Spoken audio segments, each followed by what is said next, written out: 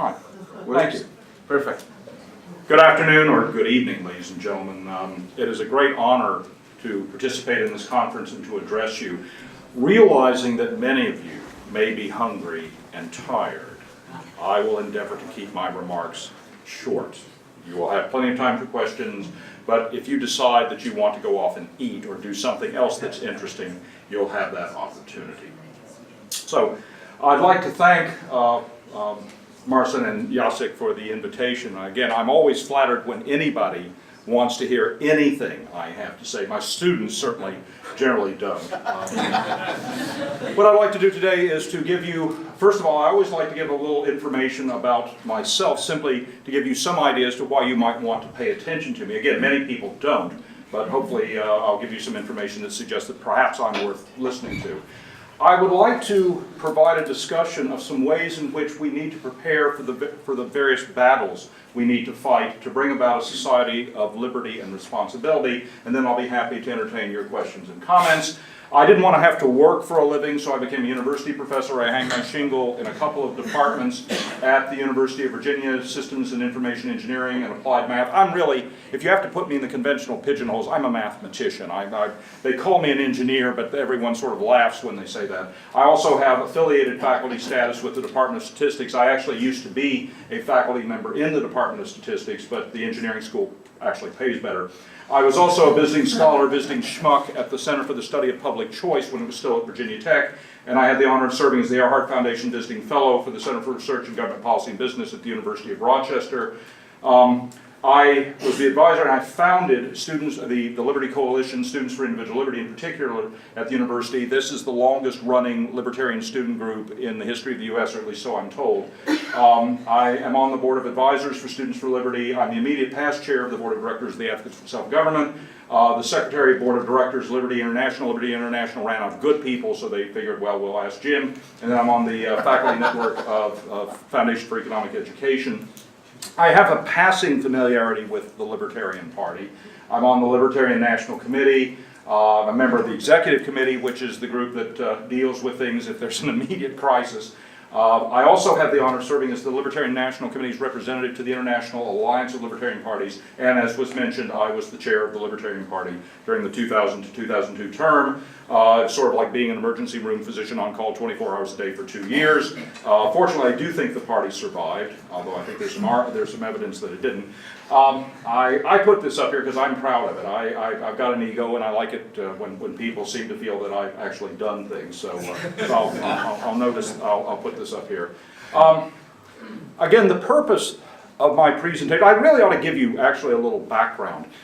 When I found out I had the honor of addressing you today, I sent a list of topics of speeches that I've given recently and said, you pick what you want. And I was actually surprised when I was asked to give this Are You Ready to Rumble talk, because this talk was specifically written at the request of Cliff Maloney, the head of Young Americans for Liberty, to give at the 2016 Young Americans for Liberty National Convention at the Catholic University in Washington, D.C., and it was meant for students who are liberty activists. So I was actually a little surprised to be asked this, and I hope that you all will not listen to my talk and say, my God, that's obvious to anybody with an IQ above 10.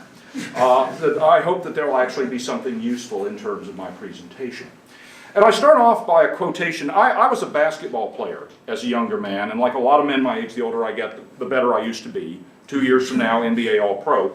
And I love this quotation because it embodies an extremely important point. And I'll read it. People talk about the will to win.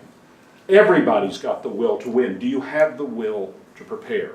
And this is from Bobby Knight. Coach Knight was a very successful basketball coach in the United States. He coached the United States men's basketball team to the Olympic gold in the 1984 Olympics, coached 3 National Collegiate Athletic Association championships, 76, 81, and 87. Had a reputation of being quite the proper bastard, but was a very successful basketball coach. And his point is, it's easy to have the will to win. Are you willing to work hard to become an effective advocate for liberty? And it is hard work. Let us have no misunderstanding. It's hard work. The first thing I always give, this is something I put in my whenever I give presentations, to liberty advocates. I always put in a couple of boilerplate slides, including this one. We of libertarian disposition need to uphold the highest standards of intellectual integrity. We have to apply the same withering scrutiny to our ideas that we apply to the ideas of those with whom we think we disagree. Intellectual sloppiness is no more appealing when it comes from our friends than when it comes from those with whom we think we disagree. Indeed, it's worse, because in many cases, the intellectual sloppiness of people who are supposedly on our team may make it much, much harder for us to actually proceed to victory. We have to be willing to set the highest standards. And by the way, one of the nice things that I see, at least in my country, with Students for Individual Liberty, Students for Liberty, Young Americans for Liberty, is I think by virtue of setting very high standards of intellectual integrity, we actually have a chance to raise the bar. We can actually force others to raise their game. Let me note, by the way, I think that if we ever get a fair fight, liberty will be the preferential option. I think our ideas are just better ideas, and if we ever have a chance to get a fair fight, a fair discussion, our ideas will ultimately be those that are chosen. I think we need to understand that reasonable people can and will disagree with the libertarian perspective. Heck, we've got disagreement among libertarians. In fact, I sometimes wonder if we ever have agreement among libertarians. For example, how do you justify ownership in real property? Reasonable people disagree about that. We of libertarian disposition don't, as far as I can tell, have some sort of uniform notion about the acquisition of real property. And even if we had a justification, by the way, of this is your part of the meadow, this is your part of the meadow, this is my part, that doesn't justify things like subsidence rights. You know, how did you get that water or that oil or that coal?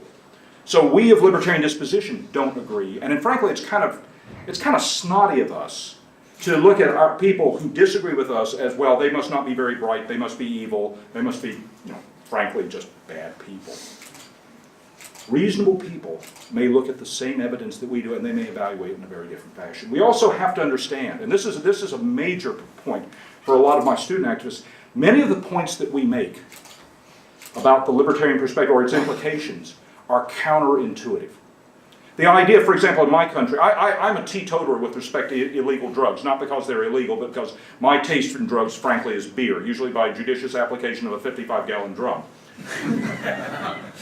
I also have been known to drink iced tea and use Tylenol. I've come to the opinion that basically ending drug prohibition, if you want to deal with the problems of drug abuse, the only thing you can do is to end drug prohibition. To make the drugs illegal is just a recipe for disaster. But for many people, the idea of ending drug prohibition is completely counterintuitive. The idea that minimum wage laws may hurt the very people they're putatively intended to help. For us, that's going to be very simple. For you, you might even wonder, how can anyone doubt this? The evidence, the empirical evidence is overwhelming. The theoretical evidence is overwhelming. But for many people, the idea that ending minimum wage laws, that it may actually raise the wages of people, completely counterintuitive. The idea that the Food and Drug Administration, in my country we have something called the Food and Drug Administration, it has police powers over what you put in your body for your health, safety, or comfort. The idea that the FDA may kill more people than it saves by virtue of keeping dangerous substances off the market. For us, this is just a matter of good science. For many of our friends and neighbors, this is utterly fantastic, inconceivable. We need to understand that many of the ideas that we promote are counterintuitive, and it may take people a while to think it through. Second point, boilerplate point, treat other people the right way. Most people I find are pretty decent. I have the honor of traveling around the world, and I find most people are pretty doggone decent. They're not angelic, they're not heroic, but they're pretty decent. You treat people with courtesy and respect, they'll usually reciprocate. Not always, to be sure, but they'll usually reciprocate. And I found that most people, if I treat them with courtesy, respect, and if I show intellectual integrity, they'll usually listen to me, and that's what we need. Basically, to get them to listen. As an aside, I still do a lot of going out and sitting at information tables and handing out propaganda and agitation. My short-term goal is not to get people to buy my libertarian revolution. That would be nice, but that's not the short-term goal. The short-term goal is for them to walk away and say, those libertarians are pretty decent people, and I'd like to talk to them. I don't care what their ideological revolution is. I like those people, and I'd like to talk to them again. They're worth listening to. And I think one point, by the way, again, I make this point particularly for students. Many of the people with whom we deal have this very badly caricatured notion of what libertarians are all about. Well, you hate the poor. You don't give a damn about the environment. You know, it's devil take the hindmost. Well, there are some libertarians who do believe that. That's unfortunate. But the vast majority of people of libertarian disposition are very decent people. They actually care greatly about their friends and neighbors.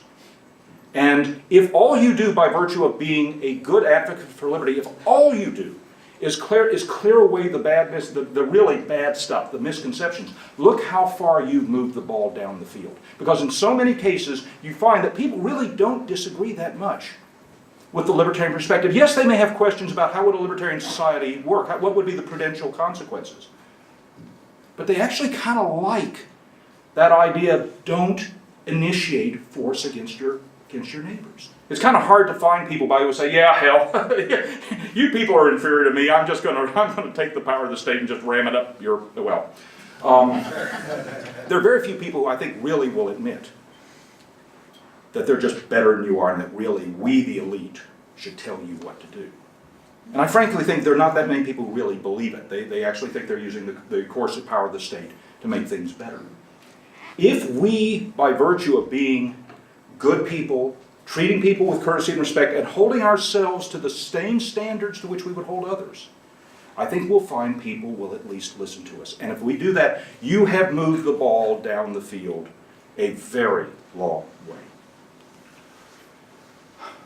If you're going to be an effective advocate for liberty, I think you've got to learn a little economics. By the way, let me tell you, if you are not willing to wait for the Jim Lark story movie to come out, let me give you the quick and dirty version. First time I really considered libertarian ideas in a coherent fashion was in summer of 1976. My buddy Phil Umansky and I were driving down to Virginia Tech, subsequently our alma mater, and we were discussing various matters as we're inclined to do on these long trips. My buddy Phil Umansky mentioned the Humphrey Hawkins Full Employment Bill, the original Humphrey Hawkins Full Employment Bill, which would basically mandate that the Federal Reserve System try to set full employment as one of its goals. And my reaction, being the bright mathematician, well, full employment, that sounds like a good idea. Swear to God, that evening I got home, picked up the family copy of Newsweek magazine. On the copy. This was back in the days when Paul Samuelson would have an article, and the next week Milton Friedman would have an article. And what should happen to be the subject of Professor Friedman's article and that copy of Newsweek magazine, the Humphrey Hawkins Full Employment Bill? And he completely shredded it. After reading that article, I don't think anyone, with an IQ above 10, could have had any enthusiasm for Humphrey Hawkins. And my immediate reaction was one of utter shame. Here I am, this hotshot mathematician. I didn't think about that. And Professor Friedman's argument was so beautifully logical. And again, being a mathematician, I'm a sucker for a good logical argument. His argument was beautiful, and it completely shredded the justification for Humphrey Hawkins. And I figured, if I'm going to flatter myself to concede I'm a bright boy, I better start thinking. I didn't change my way of thinking. I started thinking. And I realized I needed to learn something about economics. I give as an example, many of those with whom we will have discussions, frankly, they appear, and I think in substance they really don't understand much about economics. And one of the problems that we frequently encounter is many of our friends and neighbors don't understand the notion of opportunity cost. And that government programs enacted to create jobs have non-trivial costs. If you're going to be an advocate for liberty, I think you ought to learn a few basic concepts. Now, by the way, if you learn these concepts, you'll be ahead of a very large fraction of the people who are actually in government and also in some cases teach in economics departments at various universities. The notion of opportunity cost, the difference between price and cost. Economists will point out that there's frankly a difference, at least is the way economists look at it. The notion of the time value of money, that a dollar in hand today is worth more than a dollar at some point in the future. And the notion, say, of net present value, being able to discount a sequence of cash flows. The notion of the seen versus the unseen.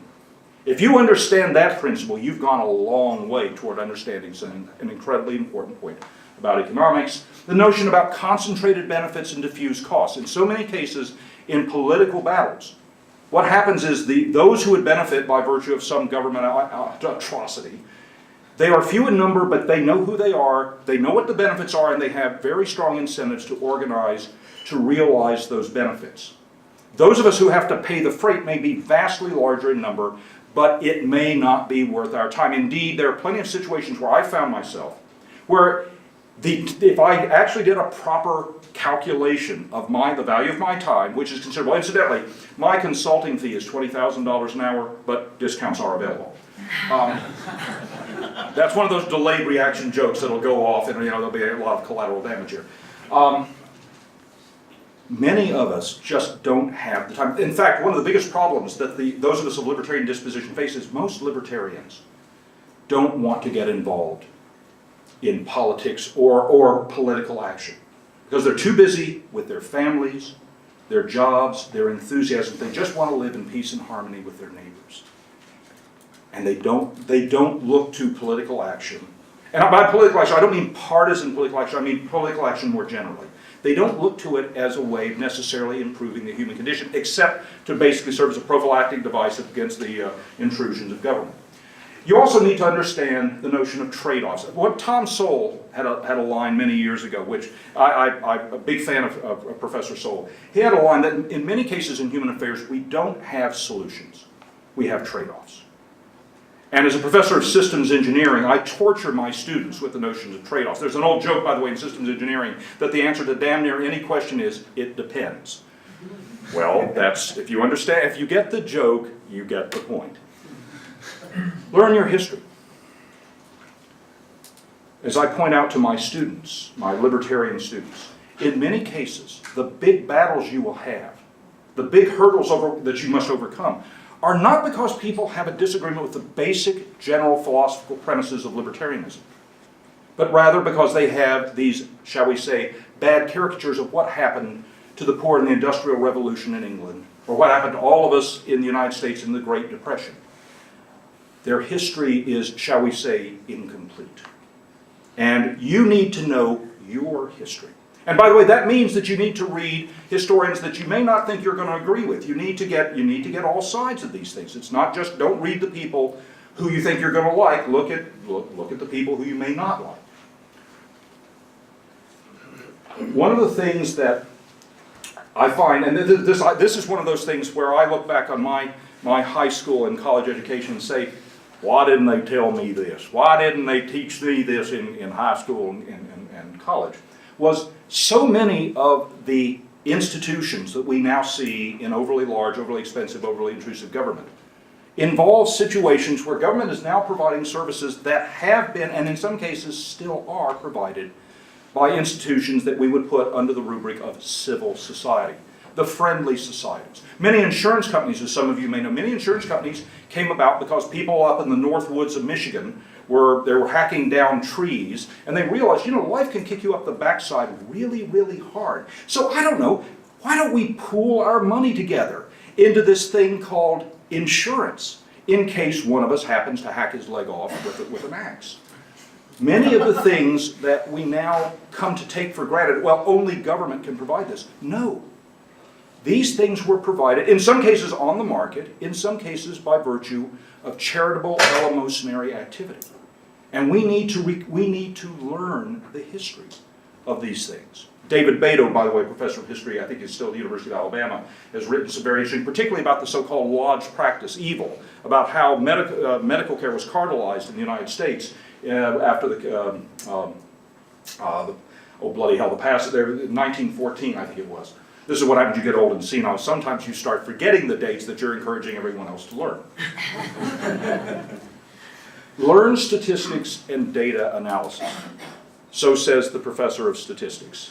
It's extremely important that we of liberty disposition understand that in so many cases, bad ideas are helped along by virtue of bad statistical analysis, bad data analysis.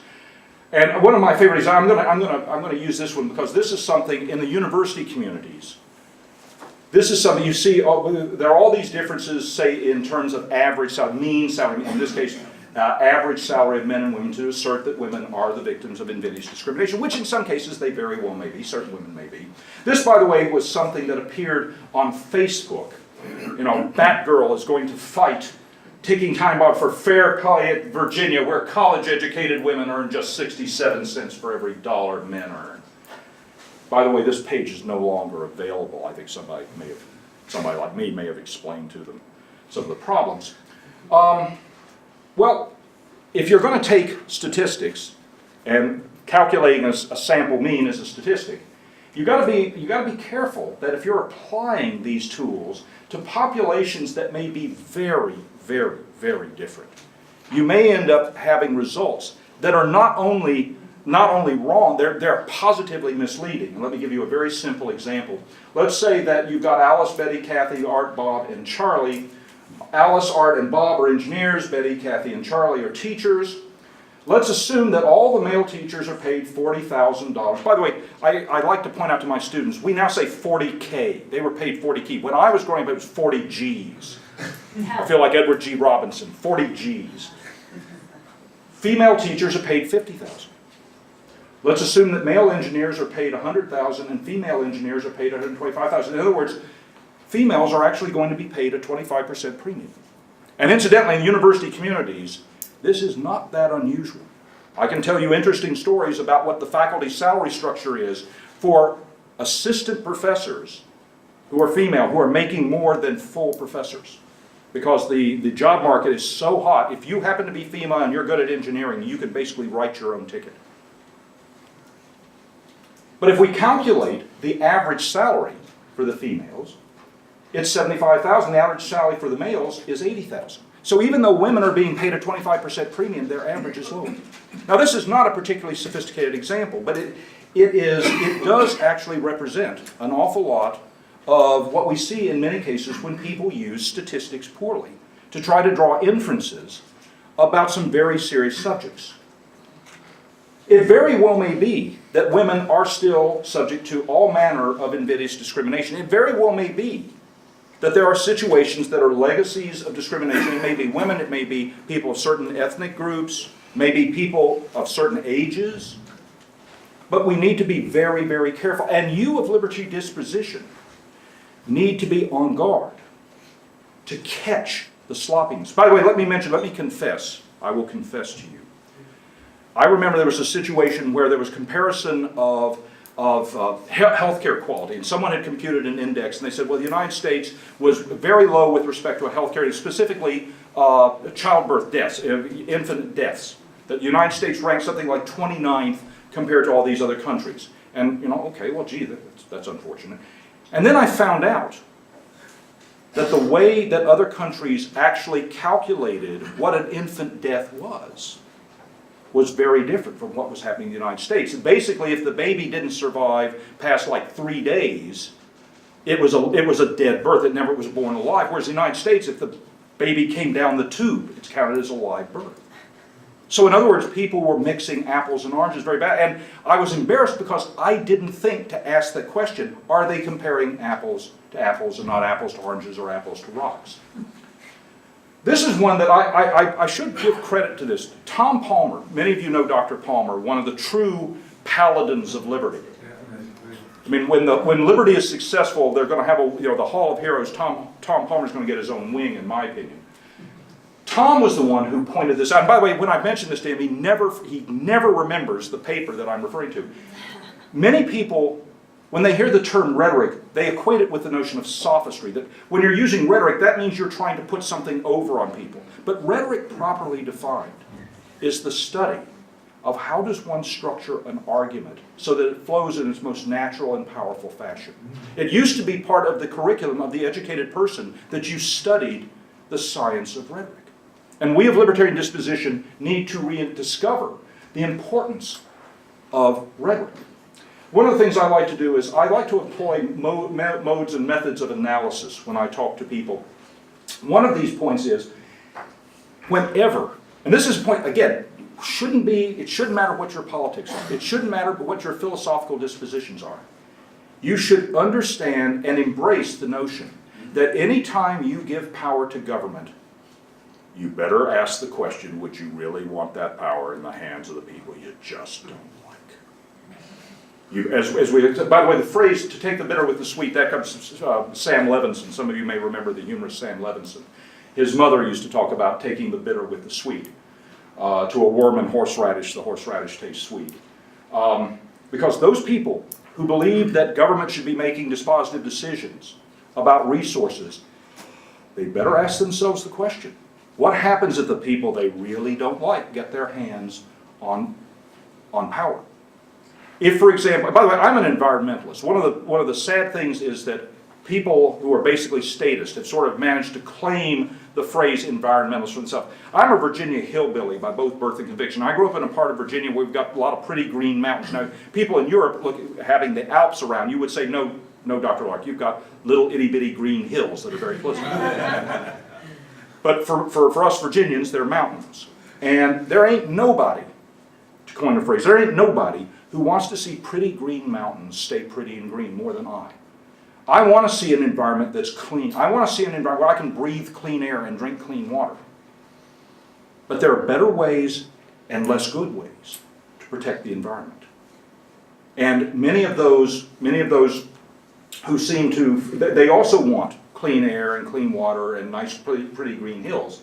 They seem to adopt methods, they seem to be willing to give government the power to make dispositive decisions. Well, what happens if you like that old-growth redwood forest in California, but the people decide we need to log it because we need more lumber for houses, or the people in the People's Republic of China need more lumber for houses, so we're going to log it and send it over to the People's Republic of China. That forest is going to get logged.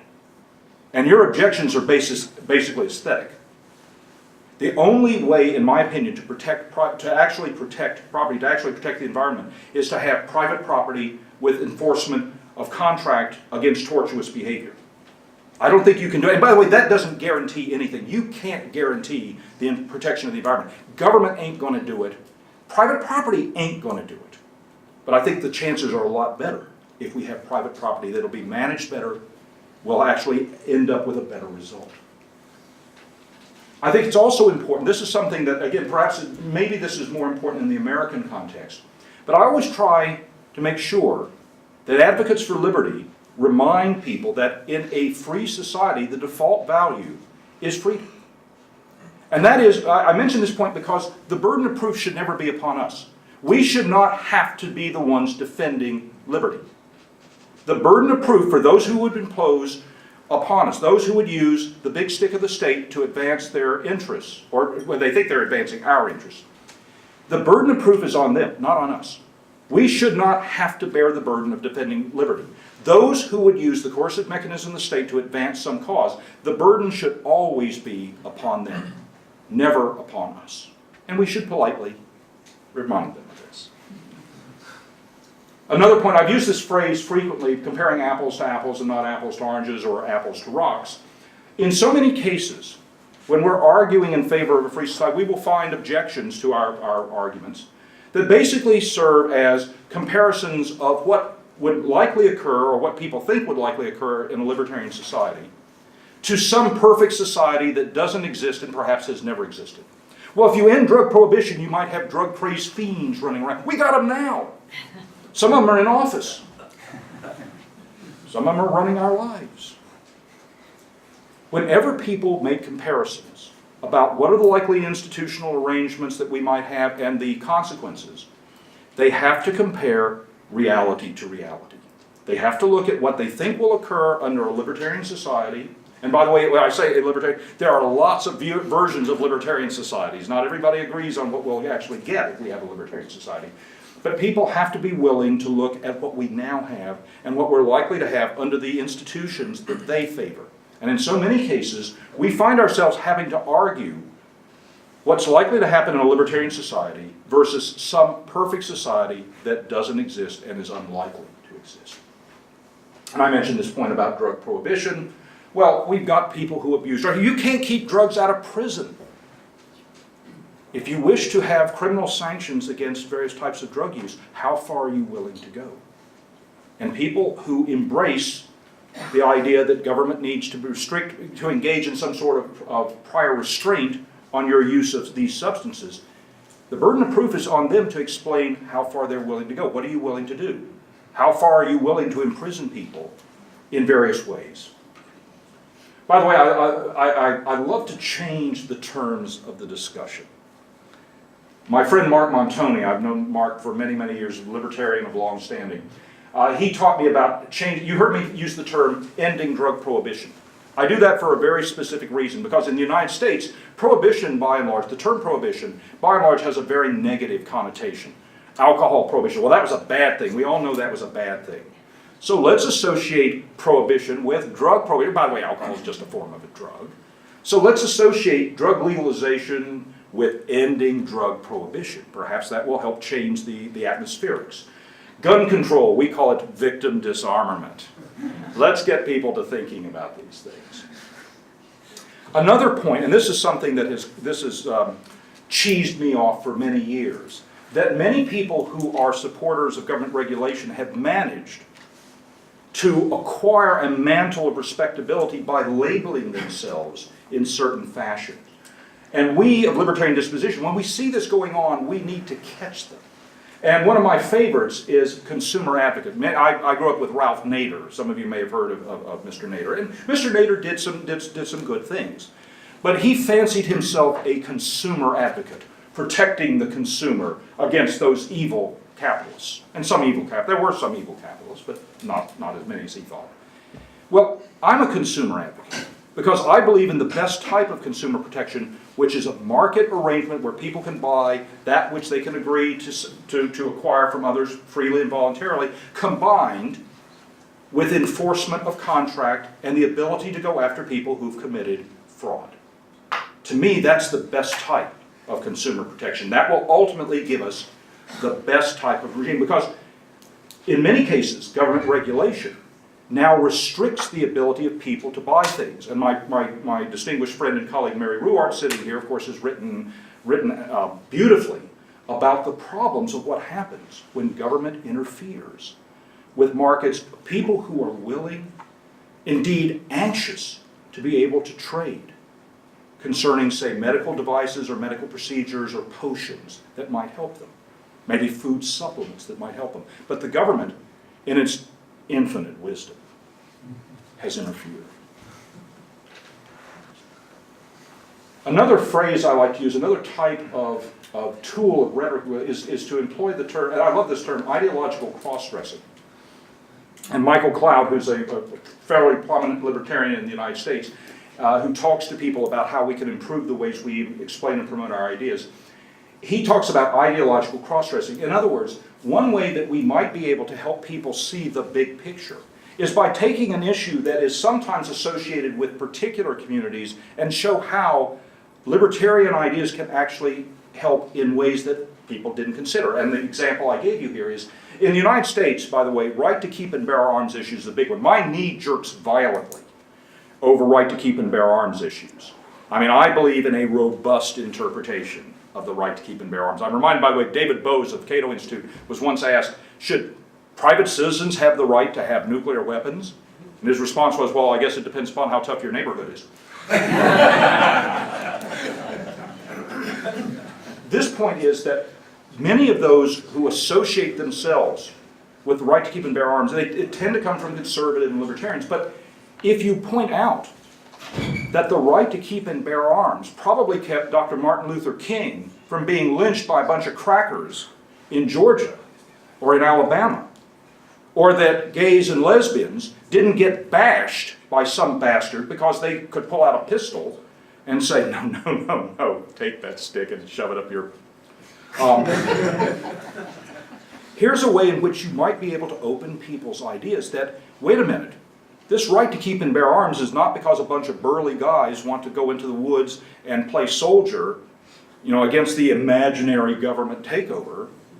No, the right to keep and bear arms allows people to defend themselves against predation of various types. And that predation can be in the form of overly large, overly expensive, overly intrusive government. It can also be because some son of a bitch wants to take your stuff or rape your wife or girlfriend or boyfriend for that matter.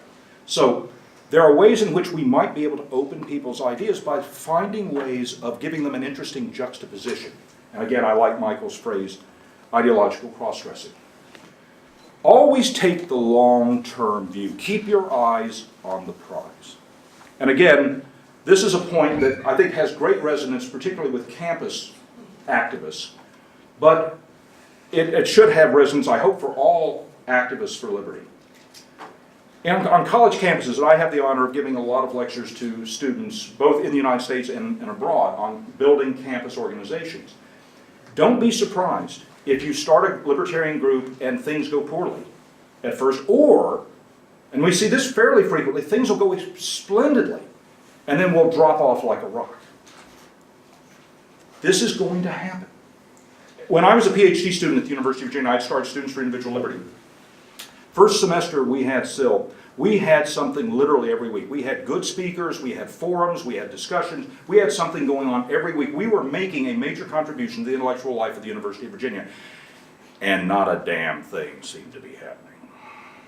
And my PhD advisor was not happy because I was not doing the collateral work that PhD students frequently do, meaning I wasn't writing his papers for him. Another delayed reaction joke. I was wondering, why am I doing this? In fact, Vince Miller and Jim Owood, we drove down to Raleigh, North Carolina in December of 1987 to hear Dr. Ron Paul, and I don't know if Jim's sitting here, I don't know if he remembers me bitching mightily about how hard I had worked and about how we didn't seem to be getting much traction. You don't remember that? Okay, that's all right, Jim. I thought you hung on every word I ever uttered, but I was genuinely wondering, but all of a sudden, things turned around. And once they turned around, the dam broke, and it broke real good. And we started seeing some very nice results of our hard work. This point, I cannot emphasize this too strongly. Never underestimate what one libertarian working hard and smart can do. To put it bluntly, ladies and gentlemen, we're right. The ideas of individual liberty coupled with personal responsibilities, frankly, will result, in my opinion, in better societies. There'll be wealthier societies. And I don't mean just wealthier in the sense of more TV sets or toaster ovens.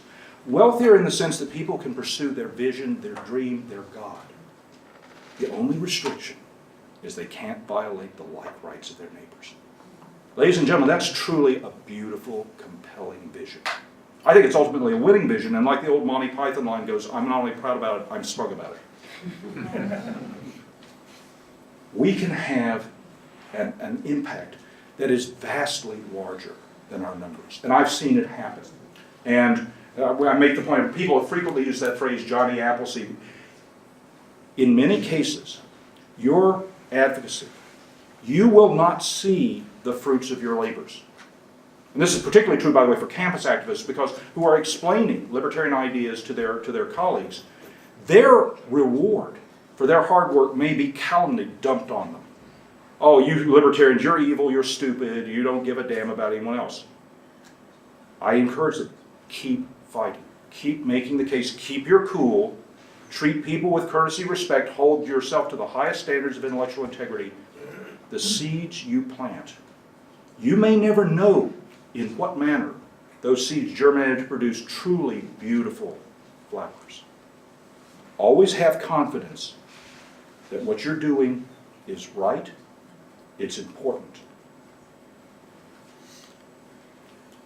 By the way, I love this. When I give, I used to actually get the newspaper out in I think it was October 28th, 1992. This was less than a week before the 1992 presidential election in the United States.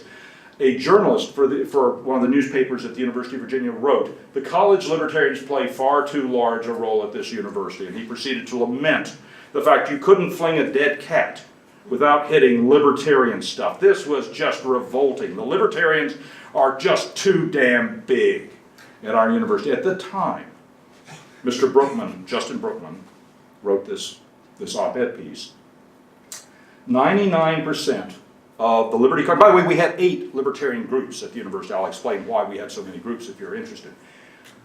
99% of the work was being done by 3 people, only one of whom was a student.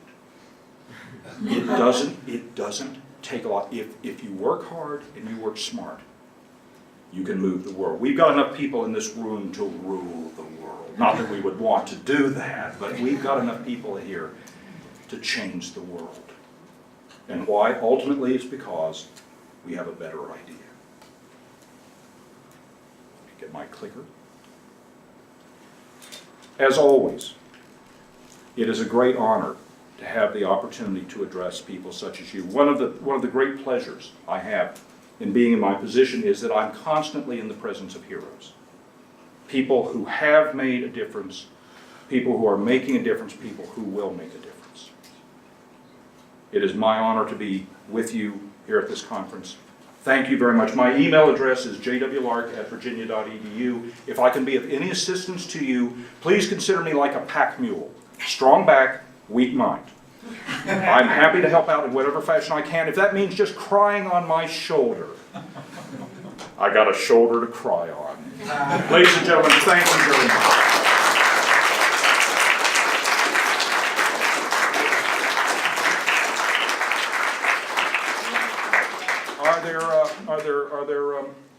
There was one other slide. Questions? Yes, ma'am. How do we get a copy of your presentation? Ask for it. Wait a minute. The question was, how do you get a copy of my incredibly interesting, not to be missed, hopefully made into a movie presentation? The answer is to ask for it. Just drop me an email at jwlark@virginia.edu. By the way, you may find it amusing to note, I almost never use PowerPoint in the classroom. I'm very old-fashioned. So my faculty colleagues call me retro. I still write in chalk on a chalkboard. You know, people say, Dr. Lark, you realize that this is an educational technology that was around about the time of the invention of dirt. And yes, by the way, there's something interesting about chalking things, because I can walk, talk, and chalk at the same time. This is considered quite a skill. It also provides a comedic aspect for my students, because if those of you remember the Peanuts character Pigpen, who always had this cloud of dust, well, Professor Lark has always got this cloud of chalk dust about him. So no, just please ask, and I'd be delighted to send it to any and all. Further, yes, ma'am. And I'm sorry, I saw you first, and then yes, ma'am. So thank you very much for this presentation. I really needed to hear that, and I would really like to cry on your shoulder and maybe hope that you would make me a bit more optimistic, because there is the word battle in the title of your talk, and I was wondering, when I think about battle, I think about two opposing sides that have mastered the use of weaponry and are battling with each other, and I was thinking that, well, it is a big word. And even if we assume that we become these perfect, educated, self-contained, respectful libertarians that are ready to try to make people listen to them, we may still, maybe our opponents may just not be ready for this, in the sense that we can, we were never going to be perfect, but we can come up with a super great missile for the battle, and their brothers will not even pick it up, because they also need to know how to debate. They also need to distinguish between certain types of arguments. They need to address these arguments appropriately. And a lot of times I just haven't witnessed that. A lot of times it just falls into emotions. It falls into, that they mostly not even understand what kinds of arguments you are trying to issue. And I have witnessed people that, don't just try to be vocal about certain topics just to be cool, but to be mainstream. But in reality, they are not even addressing anything. Sometimes they don't even care where their value is from. And they don't distinguish between ethics and other things. Also, I'm in science. Sometimes I call that Dirac's brain, but I just... Are you asking my opinion for how we deal with this? Yes. First of all, the lady was suggesting that perhaps undergirding my notions is an implicit assumption that the people with whom we're dealing are actually in a position that they can benefit by virtue of our articulation of the reasons for a libertarian perspective, and that perhaps people are not really ready for that. And my feeling is about that is, you do the best you can, you cast your net widely, and if you find out that someone is not ready to pick up on what you're putting down, then you don't waste your time. By the way, there's a wonderful phrase that Marshall Fritz told me about. Marshall Fritz was the founder of the Advocates for Self-Government, another person who deserved a wing in the Hall of Heroes. And I think Marshall stole this phrase from Norman Vincent Peale. He said, you know, I like strawberries. When I go fishing, I use worms. And we of libertarians, we need to listen to what other people are saying. We need to understand what's bothering them. We need to understand what their concerns are. By the way, I like to flatter myself and see that people, I've been very flattered by, people seem to feel that I'm a reasonably articulate advocate for liberty. I don't convince anybody of anything. I try to facilitate conditions by which people convince themselves. Nobody likes having their ignorance or stupidity or venality rammed down their throat. Well, very few. I mean, there are some masochists, I suppose, who really do. But I've never had anyone come up to me and say, Dr. Lark, I want to tell you, 10 years ago, I was in high school and I asked you a question. You ground me into dust. You utterly humiliated me in front of my friends. And I can't tell you how much I needed to be humiliated in front of other people, because that made me a better person. I'm very English, don't you know? I ask questions. Well, that's really quite an interesting point. Could you expand upon that a bit? I'm not sure. I don't know that I quite understand that. I'm a bit slow, a bit thick, as they say in England. Could you please explain that to me a little more carefully? And then I try, by virtue of judicious application of questions, to try to lead them down the path to goodness and knowledge and virtue and righteousness. And occasionally it works, but sometimes you find, what was the phrase? If you want fishing, you got to have water. I mean, there just comes a point where you find that it's just not going to work at that time. And what you do is politely excuse yourself and just go on and find someone else. We have other questions. Do you want a quick follow-up? Yes, very quick follow-up, because I was also thinking it's an issue of education system. And maybe we should have a bigger education panache to also make socialists gentlemen, to add rhetorics to the curriculum, to look what curricula looked like before the schooling system was destroyed, and maybe then we will have a good field for battle. The lady is suggesting about looking at the curricula of various schools, that perhaps we can work to improve the curricula, which is certainly true. Let me note, though, and I hope this doesn't sound pretentious, I think it's completely inappropriate for a professor or an educator to proselytize for his or her political views in a classroom. At the University of Virginia, I do not talk about my... Now, of course, with this technique called Google, my students know who I am. There ain't no mistake, because when you Google Dr. Lark, the first stuff that you see is his libertarian stuff, not his brilliant work as a scholar. His surpassing knowledge and wisdom. No, you see his libertarian stuff. And so my students know who I am. But I think it's completely inappropriate for me to use my classroom to proselytize. I also think, by the way, it is completely impertinent of me to bore my faculty colleagues with my libertarian stuff, unless it's actually relevant to the situation. As a brief aside, it was noted, I had the honor of serving as the Libertarian Party's national chair. I got into trouble at the University of Virginia. I got on what the technical term is, I got on a shit list of, that's a technical term, by the way, of my department chair and the dean of the engineering school. Not because I was proselytizing, it's just they evidently didn't like my politics. I figure ballpark estimates cost me somewhere between $600,000 and $700,000 in terms of lost salary, positions I didn't get. Now, some people fight for liberty and end up getting shot. As far as I can tell, I haven't been shot or shot at, or if they have been shooting at me, they've been really bad shots because I didn't notice they were shooting. I mentioned this is prologue to say, I don't have to tell my students what to think. My job is to get them to think. Because what is their major stock in trade? It's getting you to put blinders on. They tell you what they tell you what the problem is, they tell you what the solution is. If we can help people to the point where they never put the blinders on, we will have gone a long way. They can figure out a lot of this stuff for themselves. But your point, by the way, I don't mean to dismiss your point. Trying to improve the curricula, trying to get teachers to do their frickin' job. so that they actually teach history, they teach economics, they teach sociology, they teach English. Or Polish. Let me digress very, very briefly. This is something that, for those of you, it doesn't matter if you're involved with outreach, say on college campuses or to college students, but it's helpful to know this.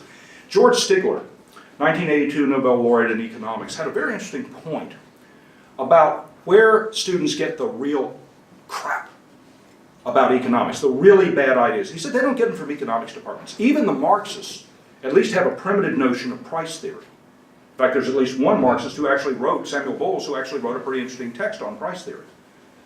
The stuff that they get that's really bad, they get it from their professors of English, sociologists, political scientists, psychologists. They don't get the crap from economics. Or at least not most of it. The really bad stuff, they get it from other disciplines. So we got a lot of work to deal with in terms of if we're going to change the curriculum, there are a lot of curricula that need to be changed. Ma'am, you had a question. Yes, I was part of Students for Liberty in Brazil right in the beginning, and everything was going okay in the beginning, and after a few months we start having an internal problem because people You mean libertarians disagreed with each other? Exactly. Surely you jest. No way, never. The problem was people were starting to judge, okay, you're not libertarian enough.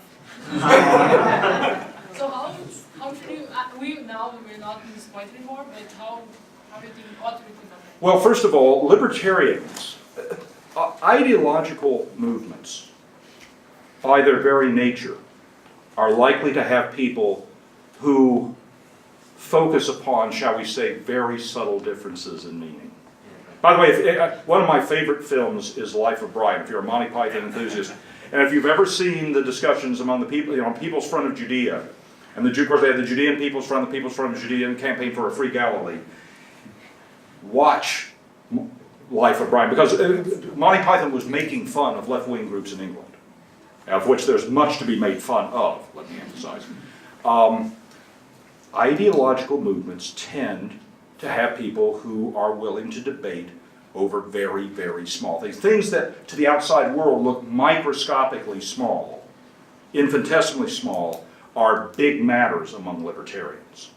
By the way, one of my favorite phrases is, you kill infidels, you burn heretics. If you get the joke, you get the point. There are a lot of heretics who need to be burned, and by God, we've got the bonfires ready for them. I don't know that there's any way of dealing with it, because in some cases, frankly, the very nature of how ideological movements are going to succeed is they're going to bring in people who are not perfect libertarians. They're going to be reaching out to people who perhaps don't have the perfect understanding that I have. I mean, there are some people who think they know everything. They're a damn nuisance to those of us who do. So, I knew I should have brought my snare drum here. Dr. Light, the stand-up comedian, how many are from out of town? Try DeVille, it's the best in the city. That's an Americanism that just fell flat on its face. I think that when we just need to understand that ideological organizations such as ours we're going to have arguments. The hope is that those people who are in positions of leadership step forward and say, look, we're going to have disagreements. Let's wait until we are actually in positions where those disagreements really mean something before we get out the axes and the knives and the pitchforks. We are so far from the position, you're welcome. We are so far from the point where many of these differences actually have any real meaning that, yes, if you want, maybe you think it's a good way of exercising your mind. Sort of intellectual weightlifting to be able to engage in these arguments. I got to tell you, there'll be plenty of time for arguing. Incidentally, when I talk to people who, by the way, have a very different perspective on the way societies should work, and somebody comes up to me and say, Lark, USOB, maybe I agree on 5% with you. I say, okay, let's work on the 5%. Let's make things better with the 5%. There'll be plenty of time for arguing. I can argue with the best of them. But there's a time and place for it. Your point, though, is very well taken, and it's very frustrating, extremely frustrating. But I'm afraid that ideological organizations, that's just the way it is. Further questions, comments, arguments? You ready to rumble? You ready to go eat? All right, this gentleman, and then this gentleman, and then this gentleman. Yes, sir. Just a quick comment that ties into a lot of stuff you said. My disillusion with being a Libertarian Party activist is that I feel like our arguments are all rational. And you must surely know Mr. Dr. Jonathan Haidt, Yes. whose book made me say, you know, all arguments have to be emotional. I think you put up a lot of things that are good emotional arguments, but it wasn't maybe explicit enough to me that other people in the audience were seeing that you're really saying, let's make arguments that acknowledge that emotion runs people's decisions. Did everyone hear the gentleman's card? I don't know that I can. I think he's making a point that I think is a very good point. I believe that you use whatever arguments you can as long as you're being honest. And there's nothing wrong with pointing out, for example, I don't know that the fires of hell burn hot enough for people who would embrace laws that say you, a sick person, can't use some potion or some weed that you want to help you with your pain. I don't know that the fires of hell burn hot enough for these people. I cannot imagine how another human being could say, you, sir, you can't use this substance, even though you're willing to take the risk, because somebody thinks that it might be a bad idea, or maybe we have to have controlled groups to make sure that this is properly tested, or we just don't like the fact that you're using this substance because it might lead to other people using it as a recreational habit. These people deserve to burn in hell. Now, I'm hoping that we won't have to send them there. I'm hoping that they will get the frickin' point. My point is that most people are only going to hear an emotional argument, and that we oftentimes just give them The gentleman is making the point. David Berglund, who was my predecessor as chair of the Libertarian Party, he was a presidential, and then he was a vice presidential and then presidential candidate.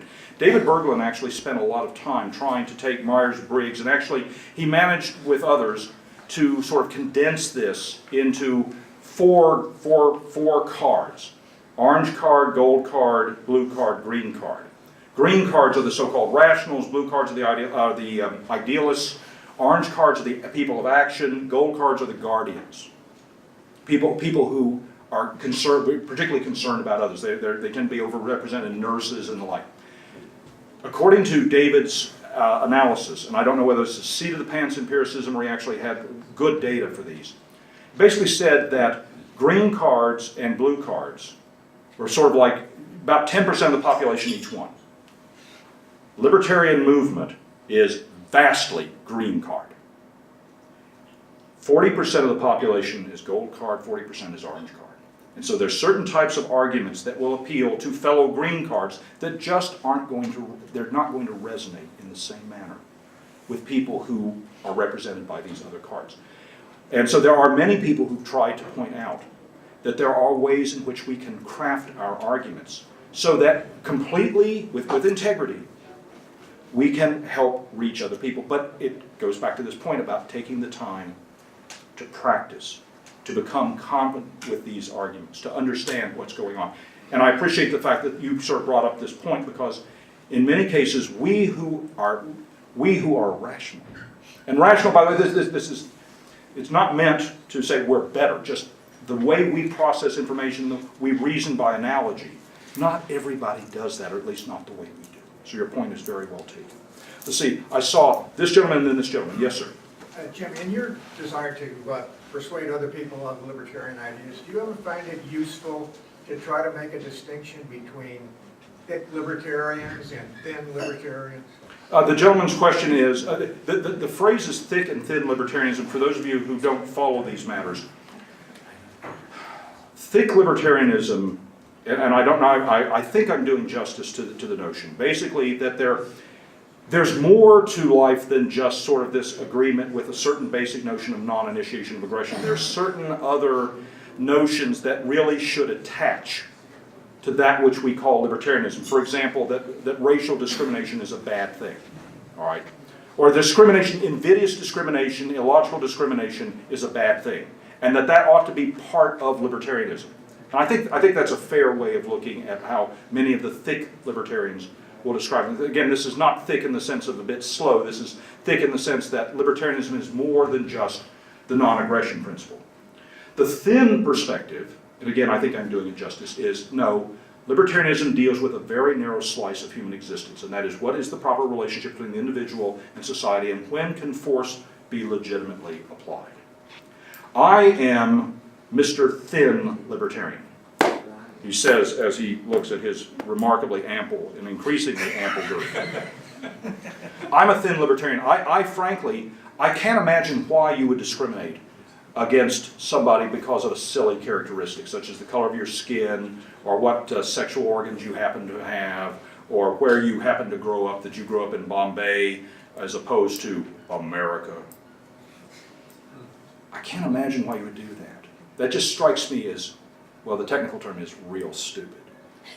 But I think, I'll be very blunt, I think you can be a flaming racist, ugly racist. But if you subscribe to the non-aggression principle and you follow it, you can be a libertarian. Again, you may not be the sort of libertarian that I want in my neighborhood. I may not want you in my organization, but I'm not willing to say you're not a libertarian because you don't agree with me on all these principles. Now, I think, again, organizations such as the Libertarian Party, we can set whatever parameters we want in terms of who gets in. It's a voluntary organization. Now, of course, people would say, well, if you're going to call yourself the Libertarian Party, don't you want to embrace all libertarians? No. The gentleman said no. He'd answer the question for you. Okay.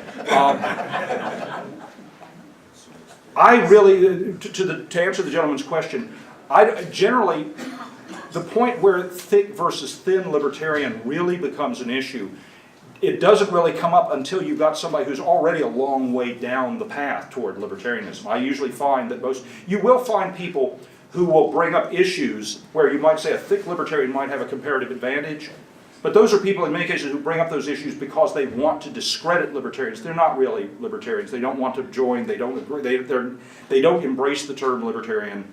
They're basically trying to find ways of dismissing you because, well, there might be somebody out there who is a racist who wants to use libertarian ideas because they don't want to have to rent to black people, or they don't want to have to bake a cake for gay people. Yes, those people may exist, but frankly, I've never found the issue of thick and thin to be really something that has a big impact on that. Okay. By the way, before I recognize this gentleman, how close are we getting to the point where you want to close me down, give me the hook, and drag me away? I think we have 9 minutes. Yeah. That much time. Well, let me ride a hobby horse that I've ridden for a long time, and I should give credit to a libertarian friend of mine whom I met in when I was a libertarian schmuck in Evanston, Illinois. A fellow named Steve Reed, who was a campus activist at Northwestern University and then was involved with Students for Libertarian Society. Steve Reed, fine fellow, he passed away a few years ago, and Steve made a very simple point, but a very powerful one, and that is, libertarian is an adjective as well as a noun. We in this room are almost certainly libertarian noun. We identify ourselves as libertarians. We call ourselves libertarians, but there are many, many, many people who are not, they're not self-identified libertarians, but they are libertarian in disposition. Their basic mode of looking at things, I think, is already or is increasingly of libertarian analysis. They would use the idea that, really government shouldn't do this unless there's a damn good reason for it. And those people are vastly larger in number than those of us who are self-identified libertarians. And those are people who are in many ways the best, they're the most fertile recruiting ground to actually get them to come over and be involved in various ways. And we need to understand that while somebody may not identify himself or herself as a libertarian, their basic way of looking at things, at least on many important issues, is libertarian. They agree with us on a lot of issues. And we try to find ways for bringing these people in so that we can move society in the direction of individual liberty and personal responsibility. How do you eat an elephant? And this is not aimed at Republicans. How do you eat an elephant? One bite at a time. Ideological revolutions frequently proceed inch by painful inch. And sometimes it takes people a while before they get to see the big picture. Getting them to agree on maybe it's just one issue, ending drug prohibition, or stop, for example, the United States military from serving as a world's policeman, going off and killing people in great big bleeding batches. If you get them on just one issue, maybe it's just that one issue, but let's make progress on those discrete issues. Because maybe that's how progress is going to be made. It's not going to be because people suddenly have this road to Damascus conversion. It's because they get convinced inch by inch. And that's how we move forward. We would like to move forward in great big gallops. Maybe it's just inch by inch. Well, let's at least move in the right direction, because the inches do eventually pile up. Sir, you had a question. Yeah, you mentioned the Hall of Liberty. Which other people would you say would have their own wings? Turn the camera off. No, there are a lot of people. It would be, I would hesitate to name, because I almost certainly would leave someone out. It's going to be a building with many wings. It's going to be a coat of many colors, a building of many wings. There are a lot of people who are doing wonderful work. By the way, a lot of the people that I've encountered in my efforts, they're really heroes because they're always there. They're always moving the ball down the field. They don't get noticed, but they're there. They're doing the work. They're there. And in many cases, by the way, building a libertarian society, we frequently tend to focus upon politics or intellectual issues. But some of the most important ways of building support for a libertarian society is just being a good face for liberty. Because in so many cases, if you're a person in your community and you're identified as a libertarian, people will say, well, you know, Mary, you know, she's kind of nuts on certain issues.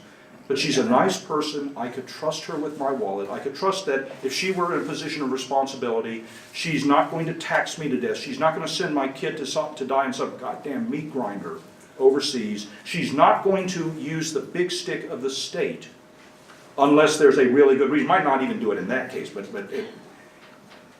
she's somebody that I could trust. She'd be a good neighbor. She's somebody I'd want in my community. In many ways, that helps build the movement. It's not flashy. It's not the sort of thing that people necessarily give you a lot of credit for, but that's how, in many cases, the movement is built, because more and more people say, oh, those libertarians, they're not the ones who ritually sacrifice babies by throwing them in a fiery pit. They're actually people who believe in individual liberty coupled with personal responsibility. They take responsibility for their actions. They honor their contracts. They treat people the right way. I may disagree with them on some important discrete issues, but they're basically good people, and they'd be good neighbors. In many ways, that's how the movement actually gets built. Because one of the things that we need, incidentally, a good friend of mine, Steve Dosbach, who was the executive director of the Libertarian Party of the United States, he was a former national chair, he was the executive director when I was national chair. Steve made a very interesting point, and this has impact for political libertarians, but also libertarians, I think, in general. And he said it's not enough that people understand what libertarianism is all about, that they don't have this badly caricatured view.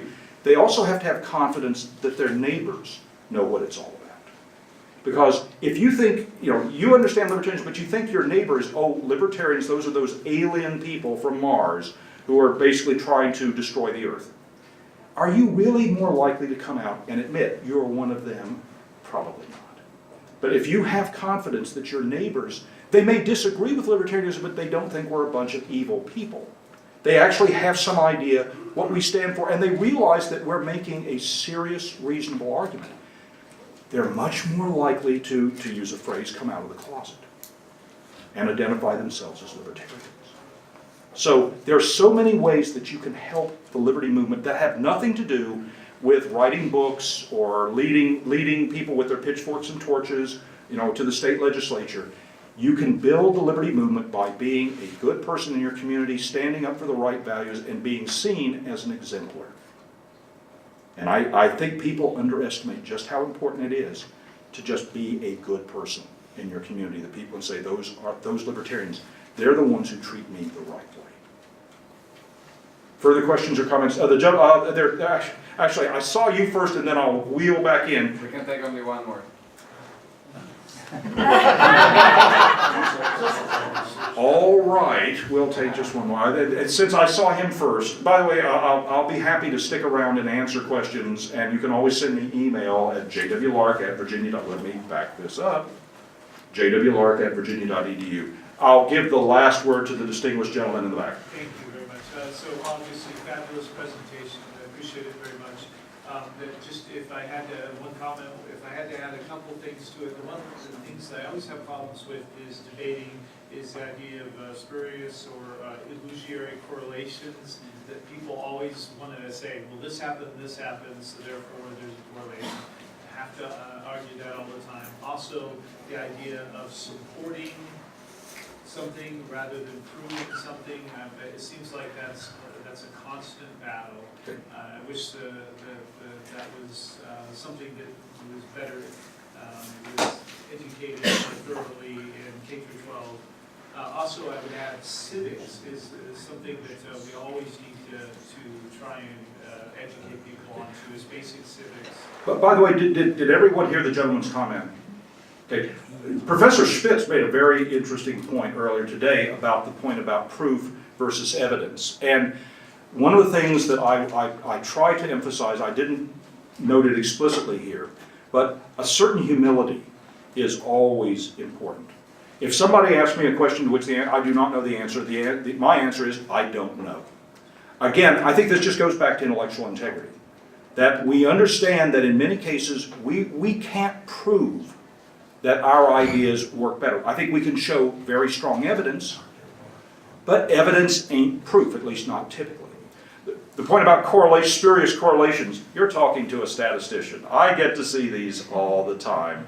And there's a certain sense in which, you can only explain to people that, post hoc ergo propter hoc, and of course, then you have to explain what the Latin is. So, there's only so much you can say. And then, again, always,